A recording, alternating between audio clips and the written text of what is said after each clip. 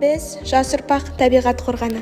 Атадан балаға мирас болып келе жатқан табиғатымызды көздің қарашығындай сақтап, анамыздай аялап келер ұрпаққа таза күйінде қалдыруымыз керек.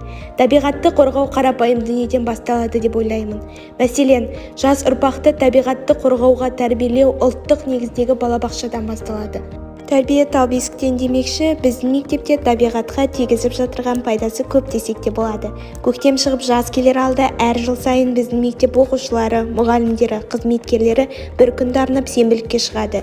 Тек сенбілікке шығып қана қоймай, көгалдандыру шараларын да жүргізген болатын.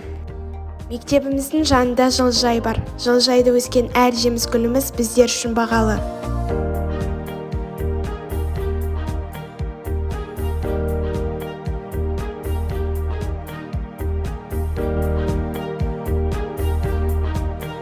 Жылыжайда өскен гүлдеріміз мектебіміздің сәнін беріп, әдемілігін келтіріп тұр.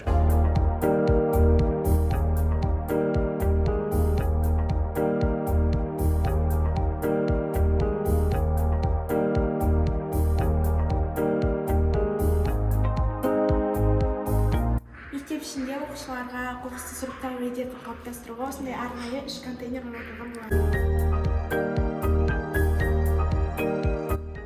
Арнайы бөтелкелер үшін, арнайы қағаздар үшін және арнайы тамақ қалдықтары үшін. Кез келген жерден істен шыққан заттардың табылары анық. Сол істен шыққан заттарды сіз пайдаға асырып көрдіңіз бе? Міне біздің мектеп сол істен шыққан заттарға қиялына жан бітіріп, осындай бөтелкелердің қалдықтарынан әдемі пуфиктер жасаған болады.